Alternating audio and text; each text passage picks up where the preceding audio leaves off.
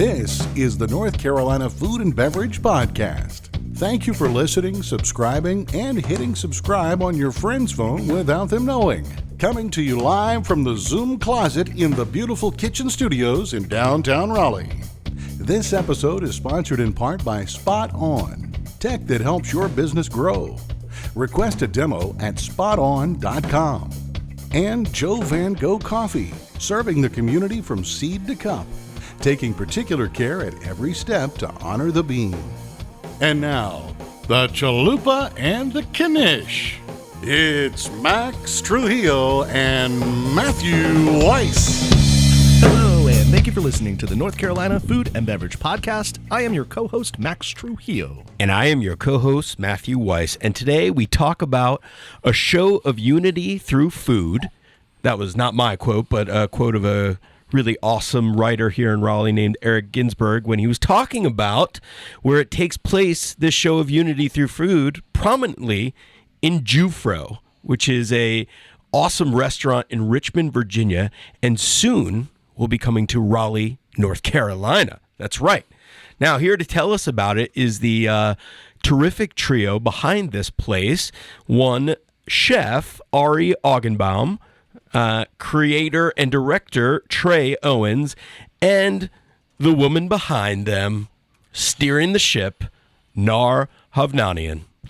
Welcome, everybody. Thanks for having us.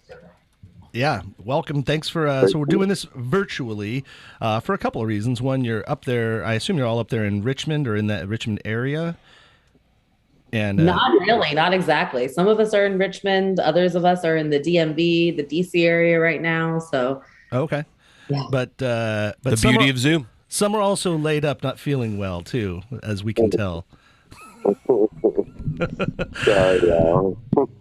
Yeah, no worries. But we're recording this episode this week as you're listening to it just 2 days prior to its release. So we're curious. You are opening Jewfro, but I believe it started with Soul Taco. Is that correct? Yeah, that's correct.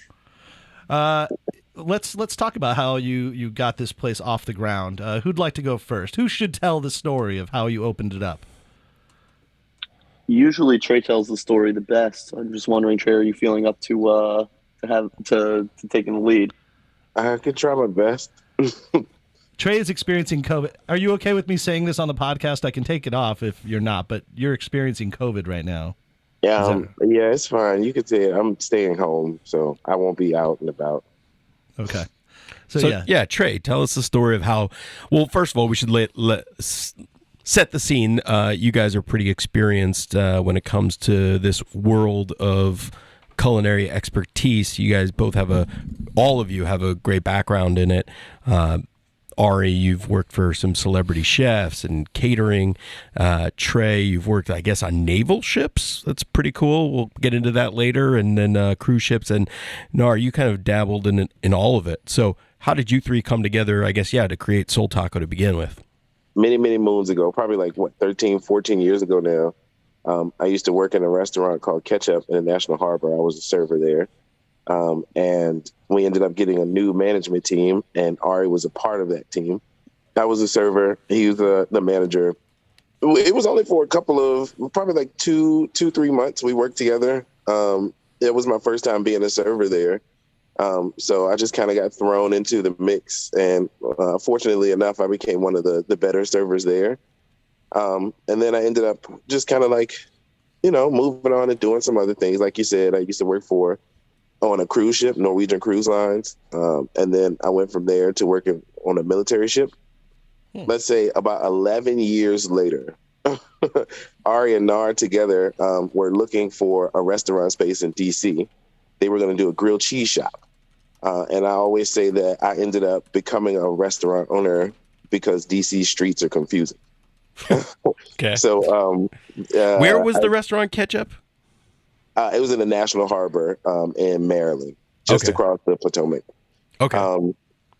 So Ari went online to look for a restaurant space for his grilled cheese concept that he was going to do with Nar. And he saw an announcement for a restaurant on 2nd Street.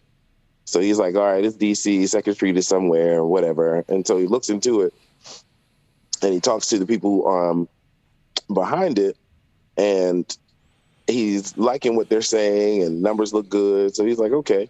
So they send him more information. Included in that is the address. He puts it in his GPS and is 90 miles away. And then he thinks like, well, who do I know in Richmond? Because these numbers still are really great.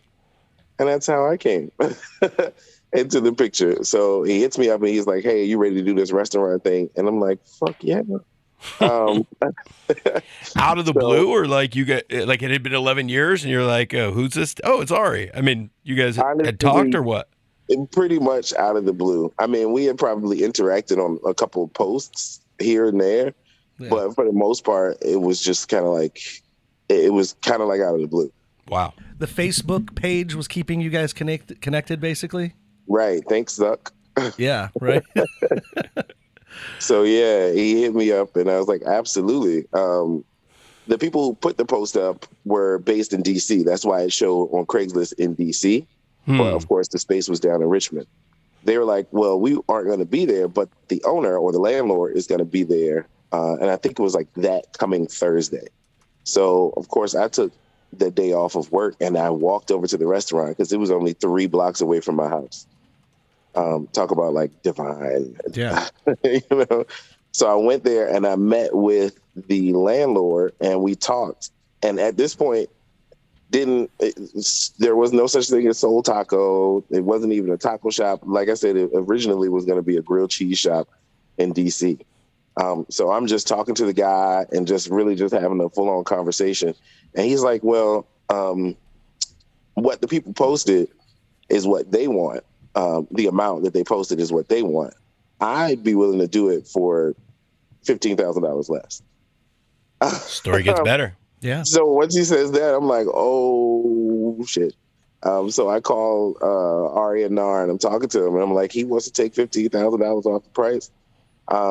And it's probably like a week and a half later that we are signing the lease and we got the keys. And that was July of 2018. Okay. So, when everything was thriving and doing well, yeah, and no such thing as a industry was pandemic. popping. Last week's episode, we were talking about that with Marcy Cohen-Ferris, how when she just released a book about edible North Carolina, and she interviewed us in 2018, and all we were talking about is we were like so arrogant about it. We were just like, oh, the food culture is so great, and people come from all over. This is happening. Everything's booming. Little did we know, about 18 months later, everything would shut down. So Reaping up on us. So yeah, we ended up signing the lease, and that was July of 2018. And from July until we opened, which was October of the same year, 2018, we came up with the concept, the design, the menu, just everything for Soul Taco. We opened October. It was pretty quiet, you know, and I'm sitting there thinking like, oh boy, you know.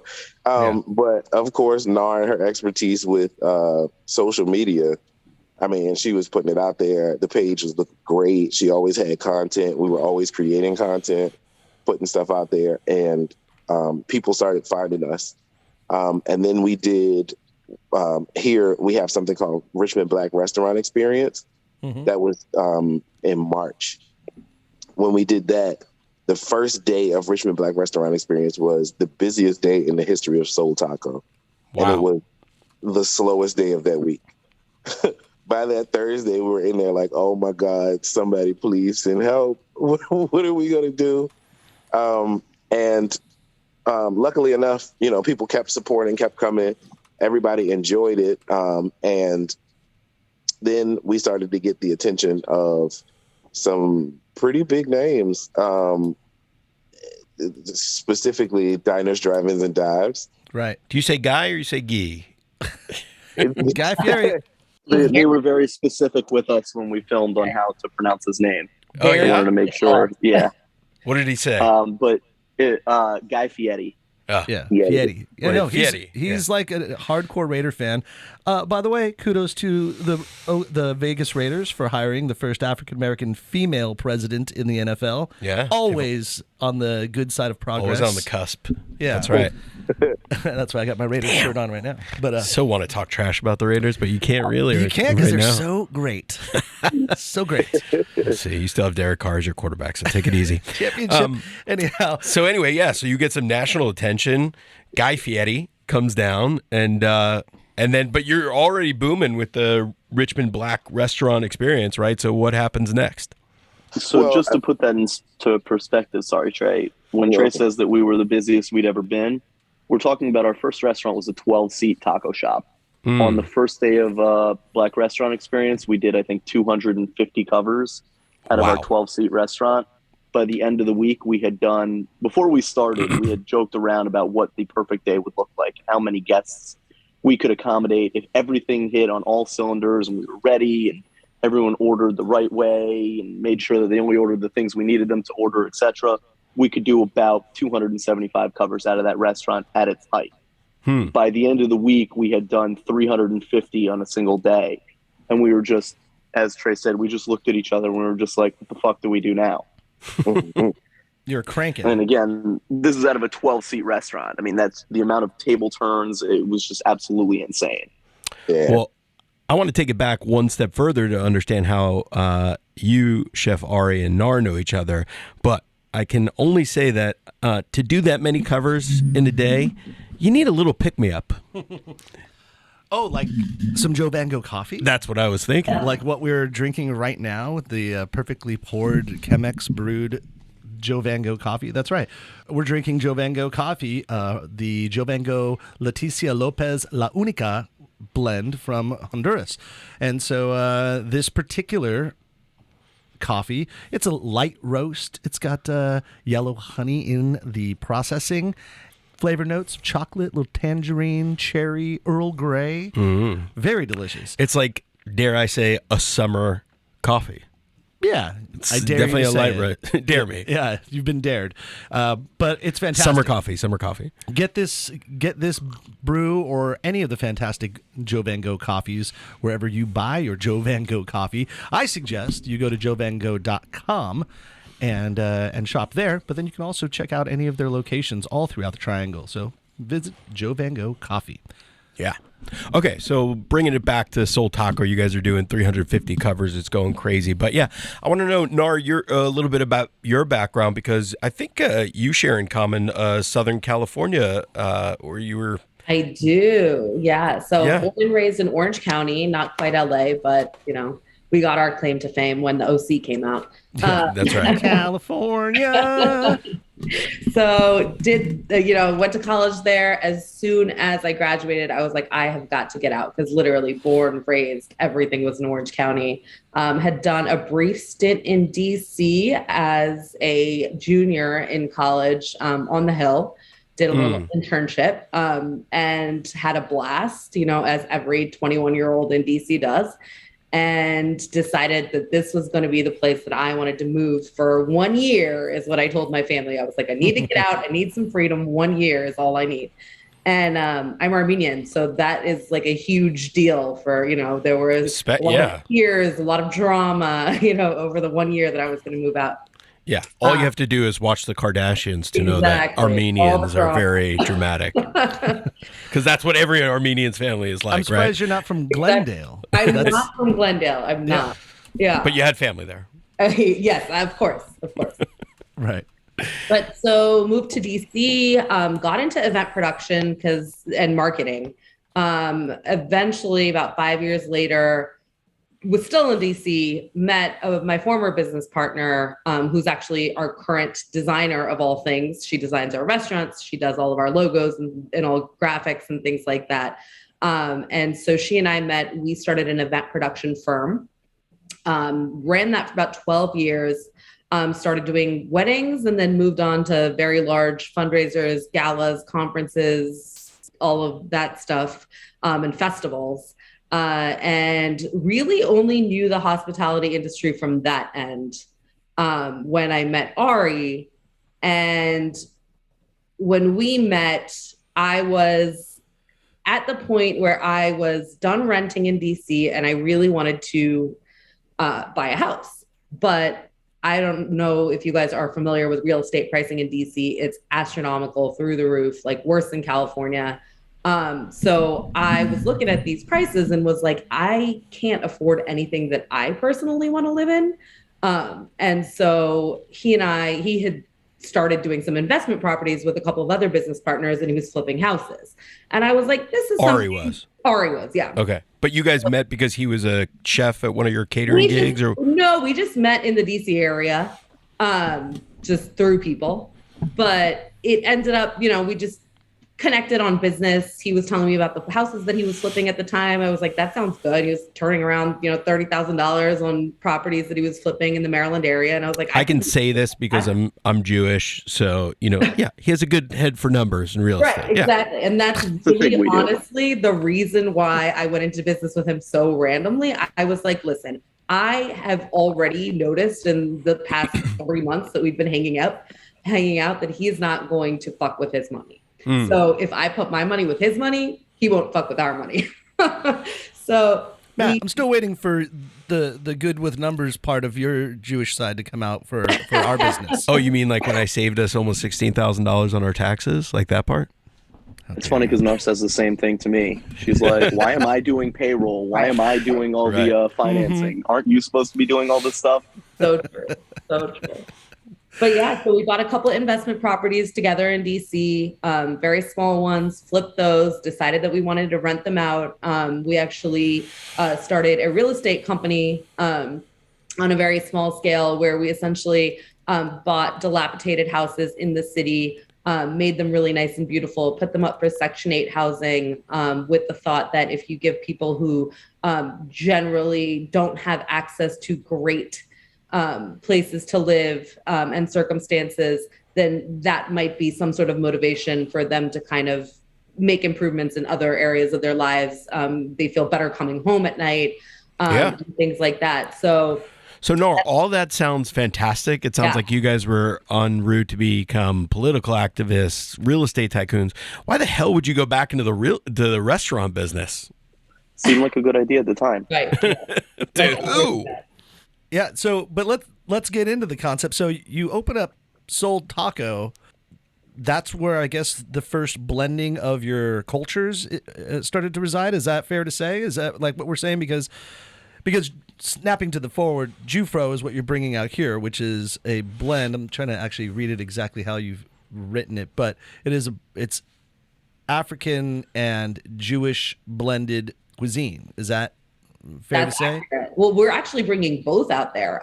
We're opening Soul Taco in the next week and a half in Raleigh, and then immediately thereafter, Jewfro will come in. But yeah, I mean, fusion is kind of our game.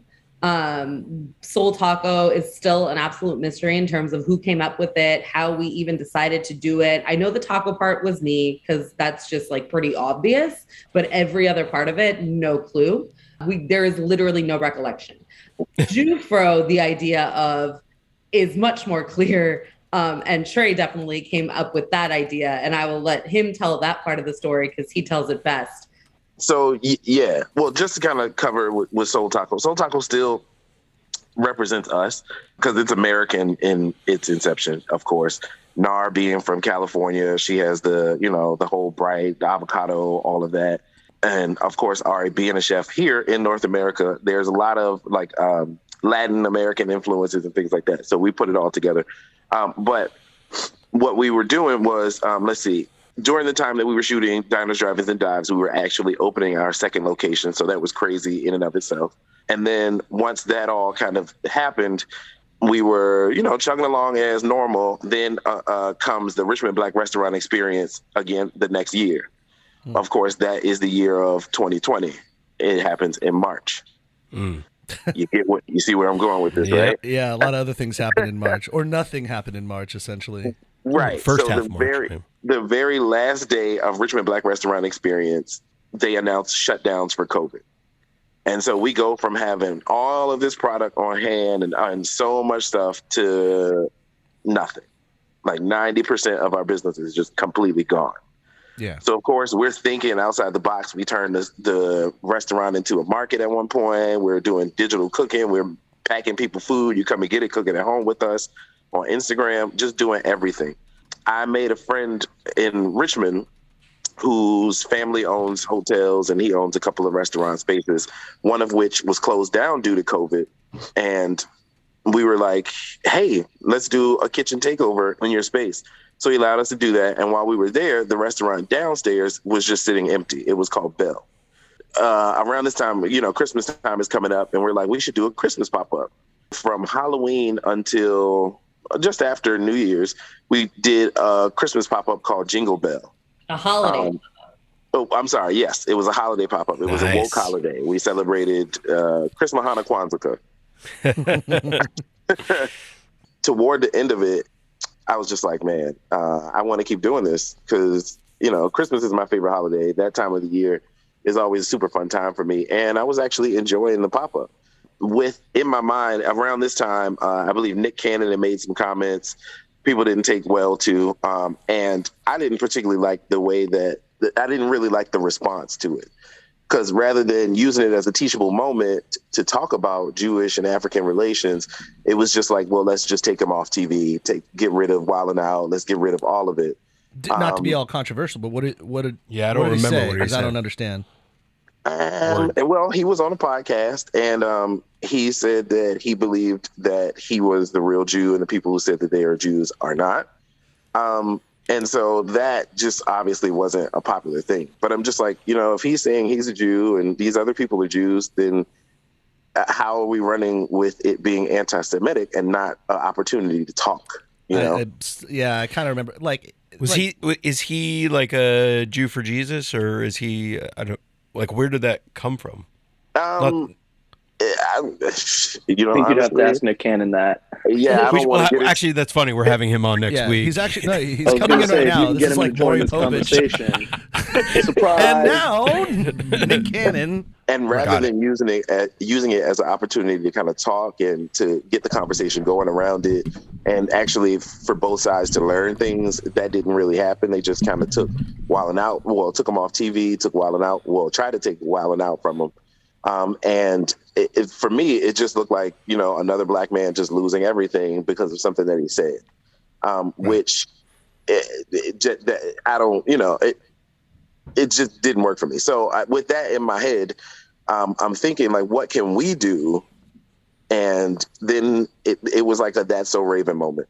It just really just popped in my head. And it was like, we should do African and Jewish pop-up. Yeah. And then I'm just like, well, what would we call it? When I said the African and Jewish pop-up, Ari immediately was like, yes.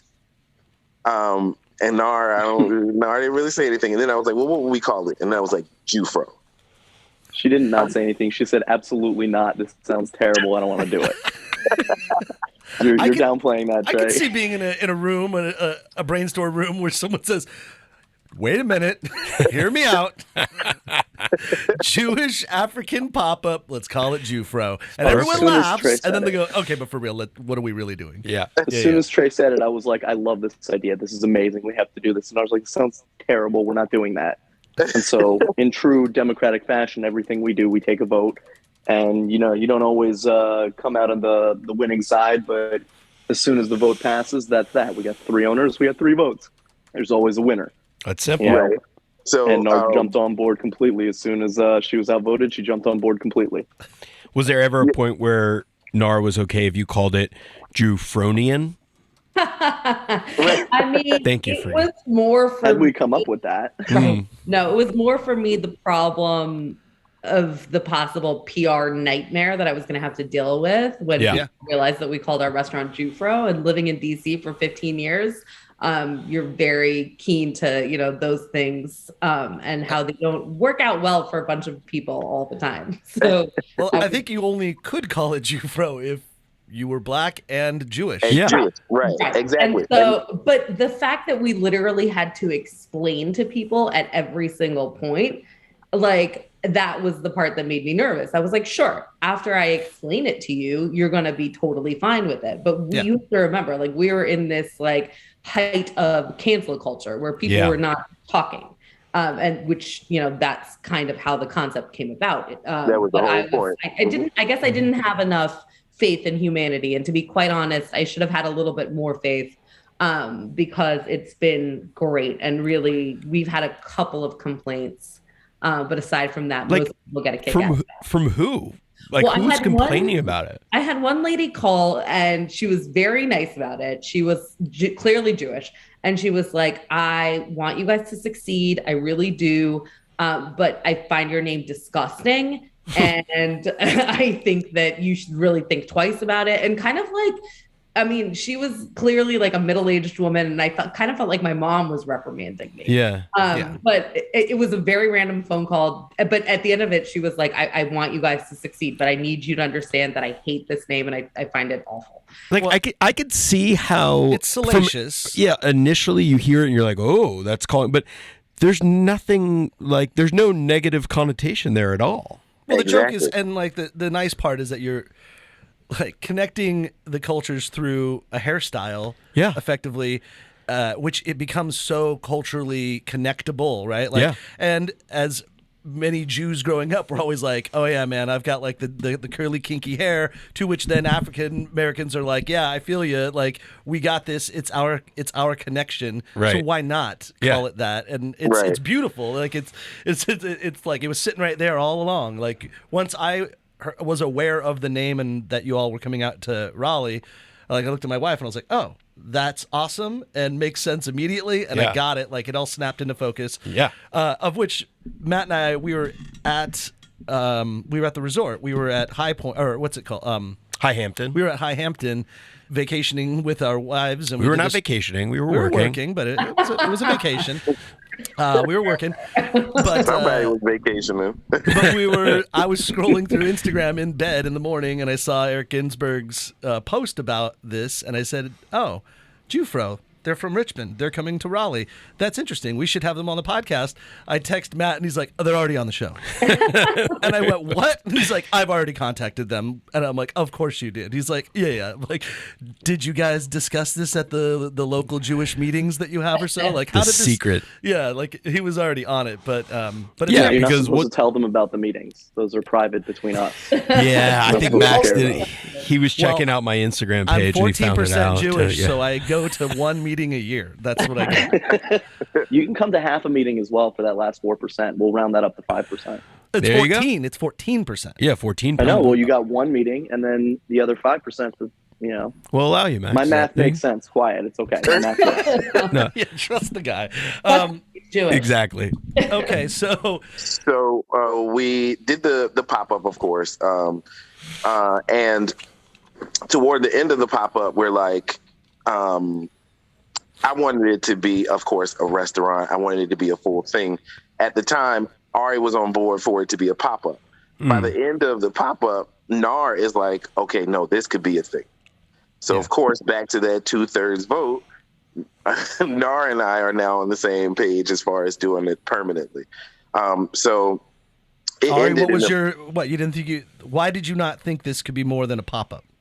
So there are a few pieces here that I think Trey might have glossed over a little bit. The political aspirations of the pop-up. So very often we get calls by local media. They like to do, anytime there's a story about literally anything, they like to get local business owners' takes on it. Exactly. There's a gun rally marching on the Capitol. What do local business owners think? The election, what do local business owners think? And Trey always had the greatest line, in my opinion. He would always say the same thing. He would always say, tacos don't have politics.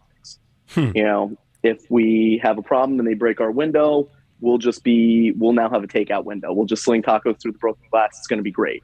But tacos don't have politics. As a company, we don't have an opinion, especially with everything that was going on. It's very clear that all of us have opinions, but the company does not. And so when the opportunity for the pop-up space came available, that was our opportunity to say, you know what, Soul Taco doesn't have an opinion, but we can share our opinions through the restaurants and through food without Soul Taco having an opinion. And it started with Jingle Bell, the woke holiday concept, and our opinion is overall that cancel culture is bad and conversation is good. And so the woke holiday concept, which was a Christmas, Hanukkah, Kwanzaa combined through an interactive dining experience, the general idea was the only time of year where you're really forced to sit down with people that vehemently disagree with you on most of the political spectrum are the holidays. Everybody's got a cousin from somewhere, a grandmother from somewhere else. And that's where most fights, in my opinion, internal in the family tend to spark from, is being forced to sit down at the table over the holidays. And so we wanted to do this as a way to bring people together at the one time of year where you can't just, block them from Facebook or cancel people and things like that. You have no choice but to sit down and talk with them. And so does then every seat at Jewfro come with like an Uncle Jim that just sits down at the table with you? We had that at that was basically the idea. And so when we moved into the pop-up, and then we had the ability to use the space again and do a second round, and that's when the idea of Jewfro came up first, but the idea of doing the woke holiday concept ended up being executed first. And then we went back to, we've got like 20 different ideas that we've talked about through the years of different restaurants and concepts that we want to do at some point. And so Jewfro became number 2, and I loved it as a pop-up, as a small, brief period where we could do something, make our statement, put some delicious food out, create an experience that people haven't seen before, and that's it. In my opinion, when it comes to a business, like, it has to have legs. It has to have replicability. It has to have expansion opportunities. And the way that I saw Jewfro as we were halfway through the pop-up and started talking about whether or not it was going to have any legs, I saw it as we were extremely busy. The pop-up, we were sold out almost every day. Lunch was out the door. It was crazy. But I didn't see this as something that was replicable. With the Soul Taco brand, it's something that we believe that could be put into almost any city, any location, and it can do well. It can do well in DC, it can do well in Missouri. It's going to be great. But Jewfro is a very specific concept that really only works in certain places with certain markets. And so, I've always worked with this, the 80-20 rule, where 80% of your time is spent doing 20% of your work, and 20% of your time knocks out 80% of it. And I felt that doing something like Jewfro, we were going to end up spending most of our time putting out this, elaborate concept with dishes and cuisines that people have never heard of, even from countries people have never heard of. And we'll talk a little bit about that in a moment. But I really was concerned that this is not a concept that could grow, and we would end up spending a lot of our time putting out everything in one restaurant as we continue to expand the Soul Taco brand, which we believe can have an infinite number of locations across the country. And we're going to get bogged down spending all of our time working on this concept that really doesn't have as much expandability, in my opinion. And so I voted against it, and Nar and Trey were like, no, you're wrong. This is going to be great. And as it turns out, I was wrong, and I'm happy I was wrong. And I think Nar will say the same thing. She was wrong about the pop-up, and she's happy she was wrong. And there's one thing I can say. I was right the whole time. Trey, you're on the right side. Well, you have something that we, to open a restaurant that we like to call chutzpah. It takes a lot of gumption and guile, essentially, to open a controversial name. But it obviously did work, because you're coming to Raleigh. You're opening up a second location. So I want to talk about the food. I want to talk about the this food. The whole idea of the concept is a cool concept, but it only is cool if you could execute. If the food sucks and you go there and it's like, then the whole story kind of loses its legs. Like, cool name, bro, but also where's the food, right? Deliver. People ask us all the time in the restaurant, what's good? What's good? Is this one good? Is this one good? Both at Soul Taco and at Jewfro. And my answer is always the same. Like, we wrote the menu, we wrote the recipes. If I didn't think it was good, it wouldn't be on my menu. I don't believe in restaurants where you go there and they have like, but the burger's not that great. Well, then why do you have a burger on your menu if you don't think it's great? There's no requirement to put a burger on your menu. If you don't make a good burger, then just don't serve a burger. And there are plenty of things that we don't make well, and therefore you will never see them on our menu until we figure out how to make them properly.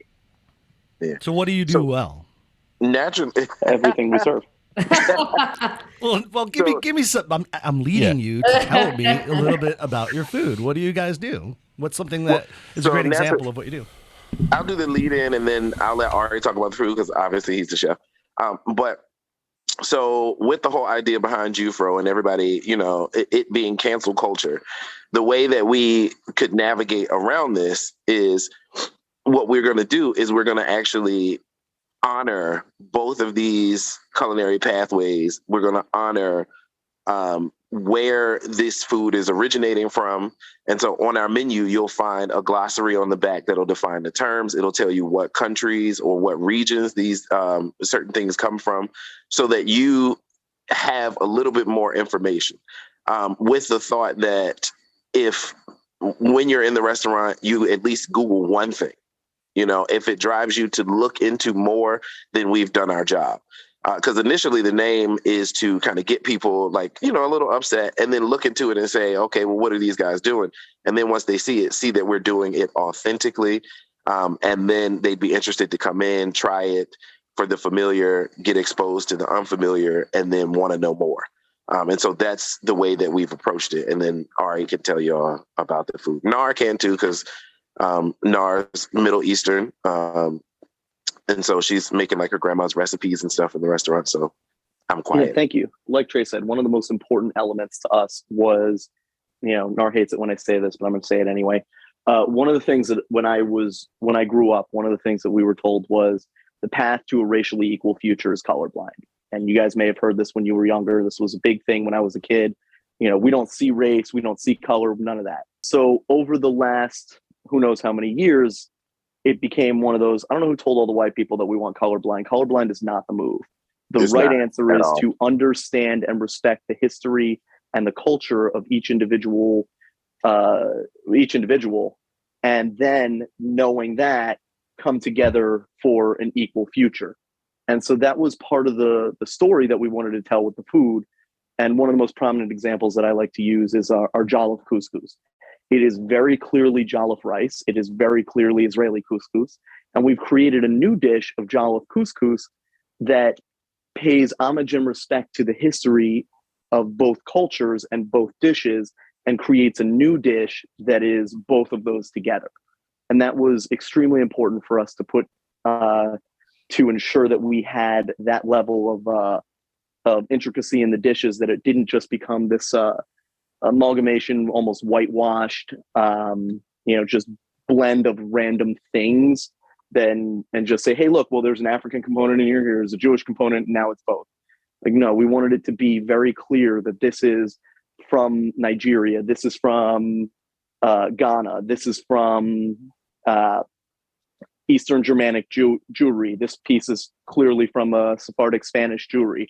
And we wanted it to be very clearly paying homage to the history and respect, and not go with that the old mindset that, like I was saying, that I was raised with, that was, just the wrong way to go, to put it simple, and that was something that we really wanted to bring out with the food. And when we started putting together, our first round of menu proposals, if you remember correctly, what did we have, like 90 something dishes on there?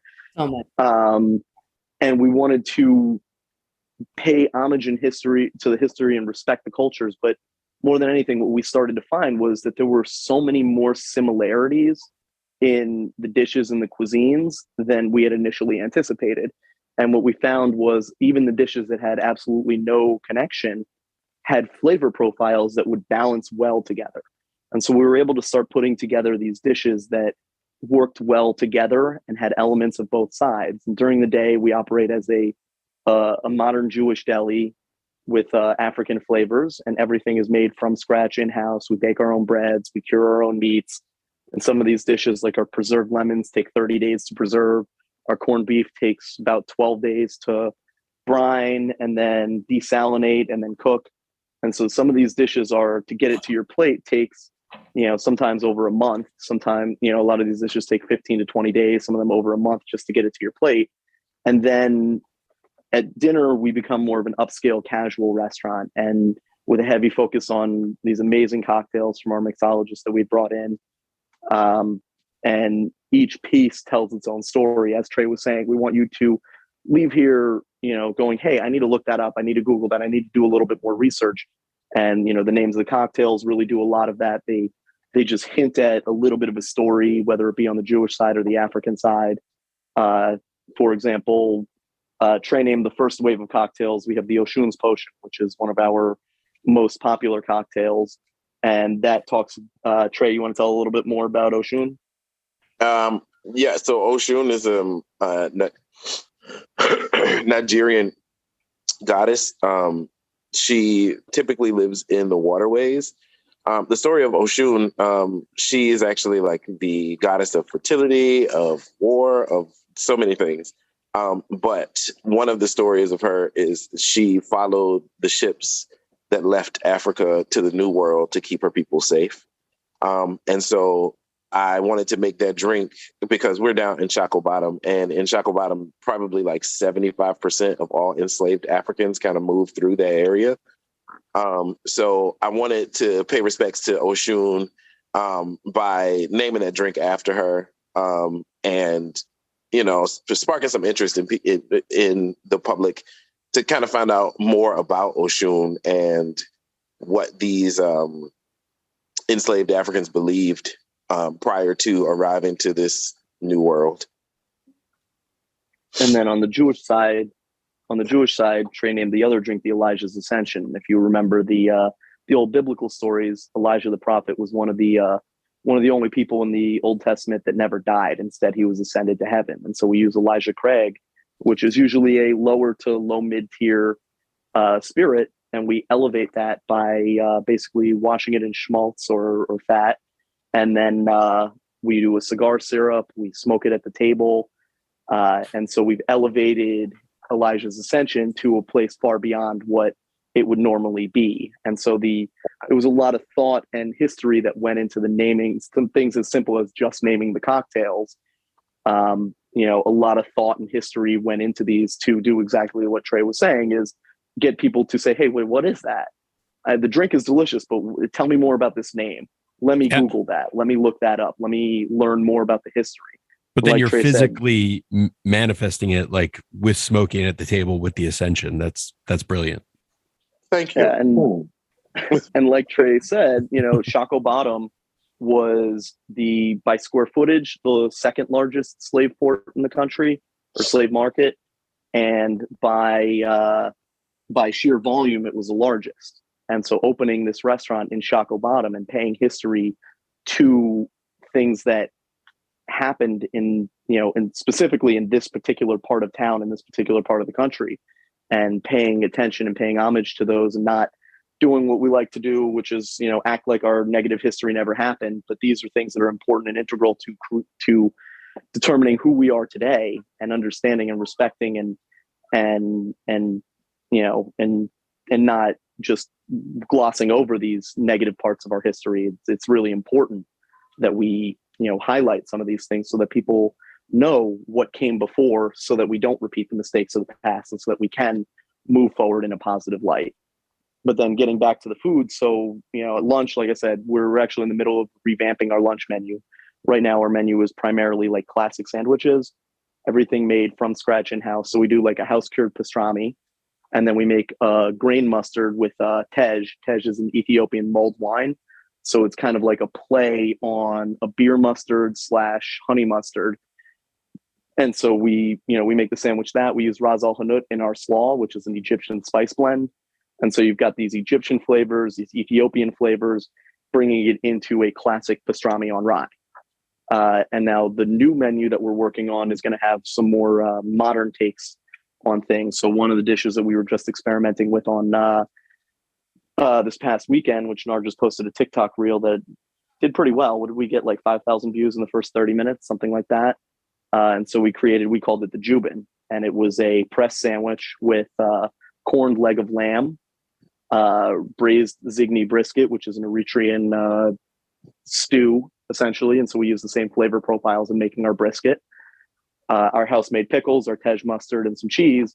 And then we press it like a classic Cuban sandwich. And we're working on creating this new sandwich menu that really goes into all of these different elements and kind of brings some of more of the modern American vibe into some of the sandwiches, and bringing some things that people are maybe a little bit more familiar with.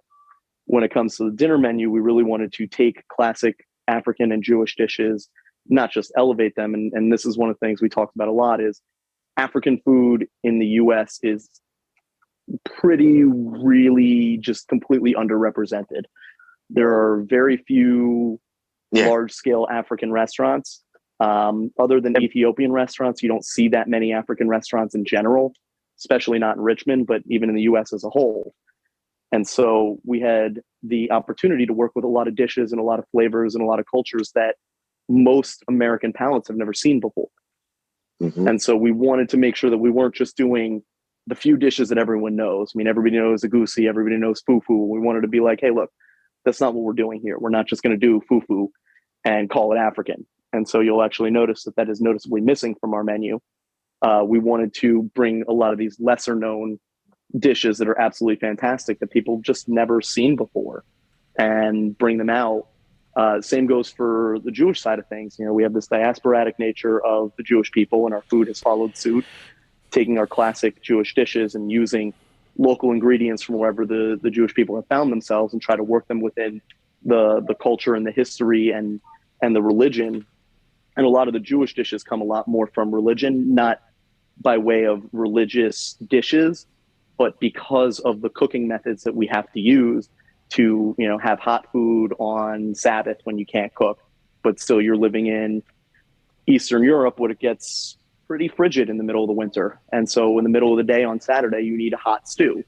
And so how we created these dishes that pay homage and respect to the history of these styles. And so that dish, you know, classic cholent, which is basically a potato, bean, and barley stew with meat. And so during the winter, it's not on our summer menu, but in the winter we had a South African potishkas, which is basically a one-pot stew from South Africa. And we combined that with a cholent and created a deconstructed cholent that had fried potatoes, a 3-bean confit, and braised short rib. And so it kind of had the elements of the South African dish along with the core and history of the Jewish dish on the cholent side. We did an ifo riro, which is traditionally a spinach soup, if you will. And so we did More of a stew. Very similar to almost like a bouillabaisse. And so what we did was it was jumbo prawns, lobster, a seafood base to it with shrimp, and then we put kishka in there and mushroom, you know, to create this Jewish African fusion on this dish where it very clearly had all of the elements put together. Well, all right, I want to jump in and I want to ask you a question. So with Jewfro not being your initial idea and your what even brought the three of you together, you were originally making tacos. You clearly have a great respect for your culture, both yours and the African-American culture. Was this like something that was going to happen all along? Like you're pulling together some really great, both like ancient and current culinary techniques coming from both of these cultures, but that didn't seem like, it almost sounded like you fell into this Jewfro concept kind of by accident. But oh, by the way, now I'm completely prepared to do this and know how to do all this food. Like, how did you get to the point where you were like, yeah, I know this is how we're going to build this menu through all this culture and all? Yes, no, and somewhere in between. So when I was younger, I used to do kosher catering. And one of the biggest things that I did with my kosher catering was I really did not like that almost all the kosher caterers in the DC area were serving traditional Jewish food. I was like, I wouldn't want this at my wedding. You want an elevated palate. You want elevated stuff at your wedding, at your special events. That why do all the kosher caterers keep defaulting to these kosher dishes or to these classic Jewish dishes when you can do a lot of things kosher? And so I started back then elevating some of these classic kosher dishes to create a more modern take on what classic Jewish food could be. And then I kind of moved away from it because it's, you know, like anything else, it's what I grew up eating. And for some people, what they grew up eating is what they love. And that's what they want to eat all the time because that's what, you know, your mom made you when you were sick, etc. For me, it was kind of the opposite. It was like, I ate this all the time and I'm over it. I never want to see, if I never see a gefilte fish again in my life, I'm happy. And so when we started putting together these menus, I mean, there was a lot of research that went into it. But, you know, the gefilte fish, for example, what we do is an escolar crudo with pickled carrots, pickled Brussels sprouts, roasted beets, and a horseradish foam. So you get all of the elements that would be in a classic gefilte fish minus the weird gelatinous fish blend thing that is the actual gefilte fish itself. Yeah. What do you use? Do you use pike or what do you use for that? Like, is there an actual seafood component to it? So right now we've been using escolar. We have used rockfish in the past. We have used monkfish, and we have also used rockfish, and we have also used wahoo. But I try to do escalar. Nar hates it when I use escalar. I don't know why, but she just hates escalar. Because my if you favorite, eat more than 8 ounces of it, you poop your pants. This is true, but who's eating? It's a crudo. We don't give you more than 8 ounces. On It's fine. Slow down on that escalar. Don't go back for seconds. I love that. It's so good, though. Way to just decel that, Max. Good job. Yeah, because now people won't go back for a second one. That's Chef Frank used to always tell us that. He was our chef back in Los Angeles was like, I love escalar, but man, don't go back for seconds. Like, he always cut them into 6-ounce portions. He's like, because 8 is too much for your body to digest. Huh. True. But true. But the thing I love about your menu, and everyone can go to jewfrorestaurant.com to check out both just the visuals. It's really beautiful. It's branded really well. It's all put together really well. But what I love the most about your menu is on the very bottom of your food menu, there is a glossary, and you have all of the food terms from kreplach, manischewitz, peri-peri. I'm probably not saying some of these words right. Zingy, shambo. Yeah, and it just explains what a lot of these things are, and that's great. I mean, you're educating while also providing the full experience, and that's what I like. If you're gonna do this, then go all out and really learn what you're doing and provide kind of like an education to your guests. Yeah, it's interesting because tacos might not have opinions, but I guess a pastrami Cuban definitely does have some opinions. Or Cuban. Sorry. The Jubin. And so, yeah, I mean, talking about Soul Taco, we talked about how none of us really remember exactly where it came from. Obviously the soul food component of it came from Trey, and the tacos and the California style of cooking, the bright, bold colors and flavors. Those are an homage to Nar's history and where she came from. And, we wanted to spend a little time talking about Soul Taco because we are opening our Soul Taco Raleigh in about a week from now. Yeah. Right. And so you got a little delay, dishes, is that correct? There's a little delay in the opening? Crazy story.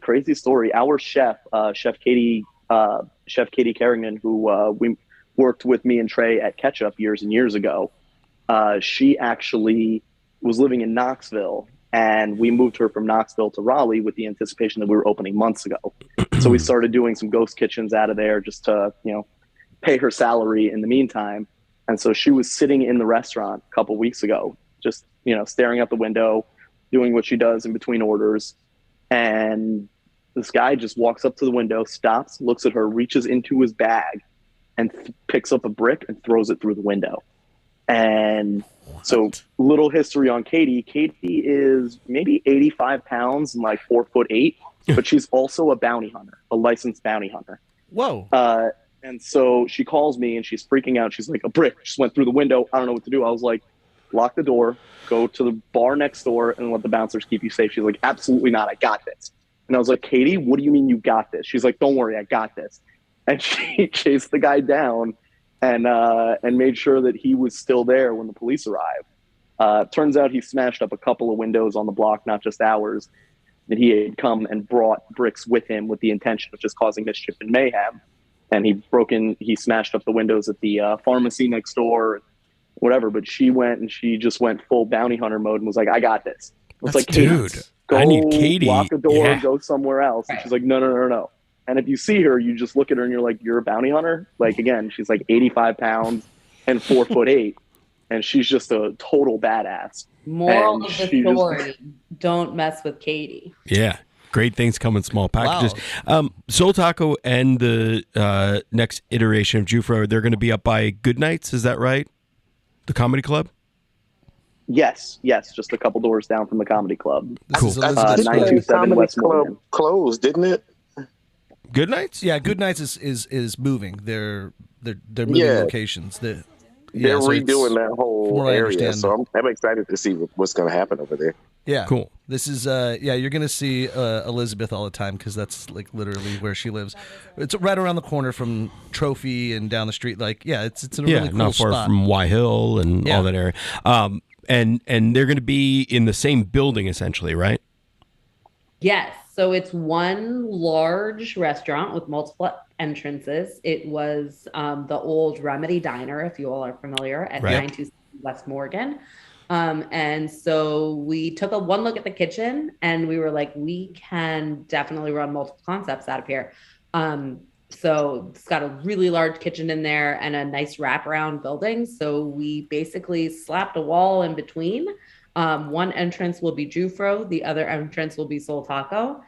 And it'll be a fun project when both of them are open. It sounds like Noah awesome. said, that wall is what delayed our opening. We planned to open last year, but the permitting process is really what held us up the most, was getting permits to build this wall in the center of our dining room. And now that it's finally up, the space just looks absolutely fantastic. I have a video of Nar building the bar with a pair of tweezers, one piece at a time. And it's absolutely amazing the amount of work that that everyone put in, but specifically that Nar put in to build this out. And the design work by Sugar Taylor and everything that went into it. But I mean, it's just the space has turned out to be absolutely beautiful on the Soul Taco side. We haven't finished building the Jewfro side. That's going to open probably 2 months after Soul Taco gets up and running. Nice. Well, I'm, for one, obviously am very excited for you coming to Raleigh. And I can help you with the African part of your wine list, but I don't have any Israeli wines, unfortunately. So we'll have to figure something else out there. But That's everyone's answer. Yeah. So Soul Taco opened on the 20th, and you said about 2 months later we can expect Jewfro to come. And it's a hope. Yeah. I mean, this is great. I love your not only your attention to detail, but your intention in what you're doing. Like, you find this it's not even a political commentary, it's just a human commentary, and weave it into these stories that then nourish people. What a great story that you guys have done. So Max, you said it, jewfrorestaurant.com. How do we find Soul Taco? SoulTacoRVA.com. SoulTacoRVA.com. You guys are on Instagram, TikTok, sure, Facebook, all the fun obviously. Stuff's on our Instagram. Thanks, Zuck. All again. the fun stuff's on the Instagram. You got to check out the Instagram. Yeah, that's where all the cool stuff is. Yeah, cool. I'm excited. I can't wait to get out there. We'll both have to. Let's go take our ladies. Let's go do that. Yeah. And real quick, I know you already said this, but so like daytime is more like sandwiches, kind of like light casual fare, and then at night it turns into a little bit more kind of upscale sit down dinner. Is that what we're expecting? Absolutely. Yeah. Cool. Sounds well, cool. Yeah. I know you got to get out of here for a special daddy day, and Trey, you got to go recover and get healthy. And Nar, I guess you got to find a restaurant in Silver Springs there for. She's from Southern California. Nar's gonna crush some waves, bro. She's Yeah. Nar. Great meeting you guys. Please keep in touch and let us know when you're in Raleigh, and we'll get together. But for all of you out there that are going to Richmond, go to Soul Taco, go to Jewfro, and then when they come to Raleigh, do the same, and you will eat and drink extremely merrily. Thanks for listening to the NC F&B podcast. And if you've stuck with us this long, review us on iTunes, and remember, 5 stars are encouraged.